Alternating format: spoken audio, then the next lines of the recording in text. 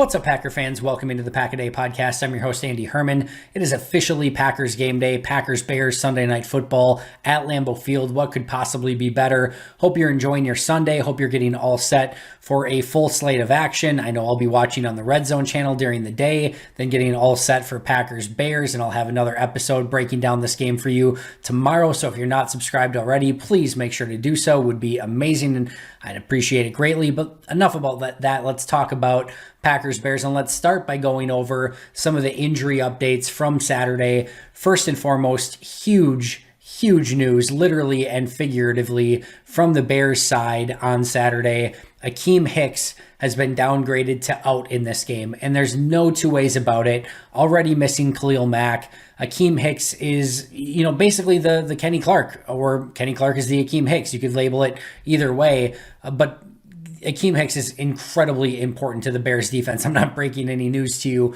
by saying that, but his ability to play on the other side of the line of scrimmage and go up against the Royce Newmans and the Lucas Patricks and the John Runyon Jr.'s in the middle of the defense, you could make a very, very strong argument that if there was one thing that would have given you some cause for concern going into this game, it was Akeem Hicks versus the Packers offensive line. I'm not taking anything away from Robert Quinn or maybe an Allen Robinson or a couple other of the matchups here and there, but the 1A of concern on my list, if I would have been Matt LaFleur and this Packers team, would have been Akeem Hicks versus the interior of the Packers offensive line. No two ways about it.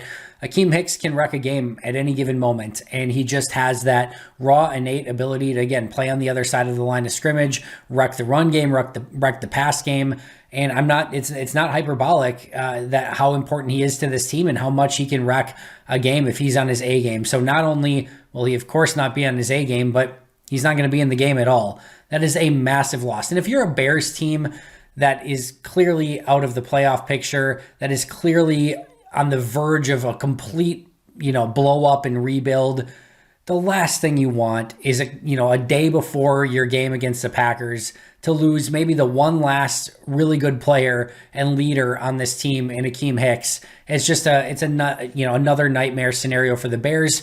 Now, if you're a Bears fan and, whatever, maybe you're just hoping for chaos at this point so that they blow it all up and get rid of Ryan Pace and Matt Nagy, and at least your second round pick is a little bit better, and so on and so forth. But this is a bad situation and scenario for the Bears, and Akeem Hicks being out makes it that much worse.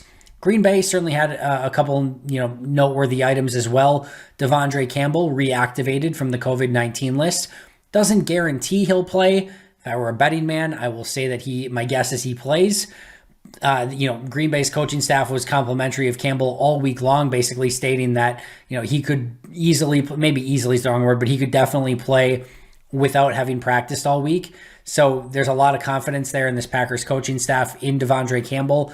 I got to think that if he's anywhere near healthy, that they will in fact activate him on game day. Of course, they activated him from the COVID-19 list already. So that seems to be, just the preliminary steps to making him active on game day. We'll see when the inactives come out, but that it would be a huge benefit to the Packers, especially going against David Montgomery in that Bears running game.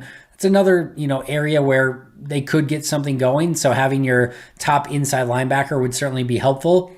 In making that move, they also moved Randall Cobb to IR. No surprise there. He's going to be out longer than the minimum 3 weeks here anyway, so getting the additional roster spot just makes sense at this point. So Randall Cobb will miss at minimum 3 games, but it will certainly be longer than that anyway. And again, mostly a expected move there, but Cobb out, Campbell in, and those were the roster moves for Green Bay. Before jumping into the game a little bit more, I wanted to talk a little bit about this quote-unquote rivalry, right? There's no question Packers-Bears is one of the best rivalries in sports. I don't think you can debate that, right? But as I go into this game, Packers-Bears, Sunday Night Football, I gotta say, I just don't feel it. And maybe I'm alone here, and feel free to correct me in the comments if I am. When I start, my Packers journey, right, in 1990-ish, right around there, yeah, there was some lingering Bears success from the 80s, and the Packers weren't quite there yet in the very early 90s. Brett Favre hits in 92. This rivalry's been basically dead since. and not dead in the fact that like the beginning years of that and the Packers getting some of those wins back and taking over the overall win-loss column in the series. I'm not saying that there weren't great moments. And I'll also say that probably the most anticipated game of my lifetime, the game that I couldn't wait to get to, the game where I was just on pins and needles all week long, was Packers-Bears NFC Championship in 2010. Not only is it an opportunity to get to the Super Bowl for Green Bay, but you lose and it's a Bears-Steelers Super Bowl. It's just the worst of all worlds if you lose, right? You lose your opportunity to go to the Super Bowl and you give the Bears the opportunity to play for and potentially win a Super Bowl. The pressure and the rivalry and everything that went into that game was epic and amazing. And there's certainly been some of those moments along the way. And there's been some amazing moments in this series, right? Randall Cobb, Aaron Rodgers, that moment in Soldier Field, the Cobb Rodgers moment, when Rodgers came back from injury. We could go on for a while here in some of the great Packer moments in this rivalry, but that's what it's been. It's been Packer moments.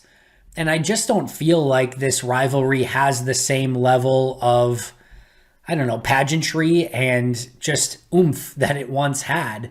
And I'll say a couple things in regards to that. I'm not necessarily complaining here. And the reason I say that is because if this rivalry did exist more and it did feel more important, it probably means that the Bears won some really big games over the course of the last 30 years, right? And they just haven't. It's been the Packers through and through. And yes, the Bears have stolen a couple games here and there, or just flat out won a couple games here and there. There were the Lovie Smith years, and some of their, cover two defenses gave Green Bay a lot of trouble. Brian Urlacher. It's not to say that there haven't been some moments and some huge players on Chicago's side of the field. It's not to say that at all. It's just Green Bay's dominated the series since basically the Brett Favre era and going into the Aaron Rodgers era. So it's hard to, again, it goes back to the Aaron Rodgers, I own you, right? He's right. He has owned them. And that makes it feel a little bit less like a rivalry and a little bit more as just a beatdown and the Packers picking on their younger brother. That's what it feels like right now. And again, not complaining about that. I certainly would not want the alternative.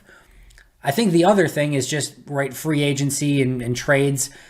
Going into this game, like if you want to talk about the Aaron Rodgers, I own you, and like, will Chicago take pride in?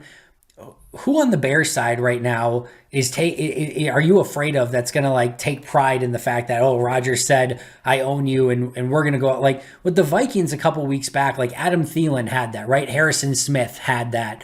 And you could feel some of the intensity in that rivalry, and you could feel some of those players, like the Eric Kendricks, the Harrison Smiths, the Adam Thielens. There have been some Kirk Cousins. There have been some players that have been playing there a while, and you can feel that rivalry. Who right now for Chicago is going to pick up that mantle, right? First of all, there's nobody that you're afraid of. And second of all, half the players on this team are going to be gone next year when they blow up the team and do a rebuild. Who's ready to defend the C on their helmet going into Green Bay when they know the season's over and the whole thing's going to get blown up in a few weeks? Maybe they do, but I don't necessarily see that happening. So it's tough to feel like this is a hardcore, intense rivalry when it's been one-sided. Chicago doesn't have much to fight for, per usual, and Green Bay's owned the entire rivalry, if you will, over the course of the last 30 plus seasons. It's weird even to say it. So as I watch Army-Navy on Saturday, and as I watch Marquette, Wisconsin, and some of these other really, these rivalry games, even Badgers, Minnesota, and the Axe game, there feels like there's stakes. There feels like there's something to play for. There feels like there's bragging rights. I just don't get that from Chicago right now. And as I talked to Mike Wall earlier in the week on Friday's episode, he basically said, the rivalry stuff is more for media and fans. Like in their mind, yes, it's a big, it's a big divisional game, but it's more mathematically based, right? Your division games, you play each team twice, and mathematically, if you win those games, you have a much better chance to move on to the playoffs, win your division, get a home game, and so on and so forth. So those games inherently matter more, but sometimes that rivalry stuff is just a bit better for fans in the media. That was his take on it. I don't disagree. And I think, again, the big thing here is, as a fan of this game and of this rivalry and of these teams and of the the pageantry of the NFL. It's tough to say like, all right, Packers Bears, let's go. This is a big thing. It just doesn't feel that way right now. And I think that will change over time. I really do. But right now, as Aaron Rodgers said, the Packers and Aaron Rodgers own the Bears. It doesn't feel quite as much as a rivalry. You want to know how much it's not? It doesn't feel that way right now. Each team is allocated a certain amount of tickets.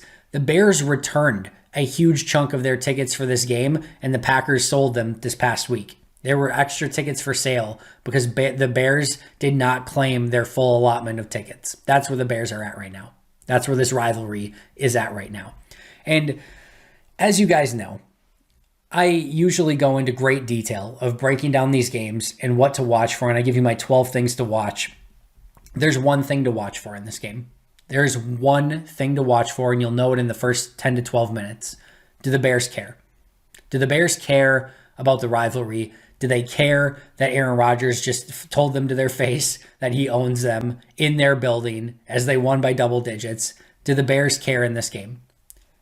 If they care, I think this game could maybe get close. I still like Green Bay, even if Chicago cares.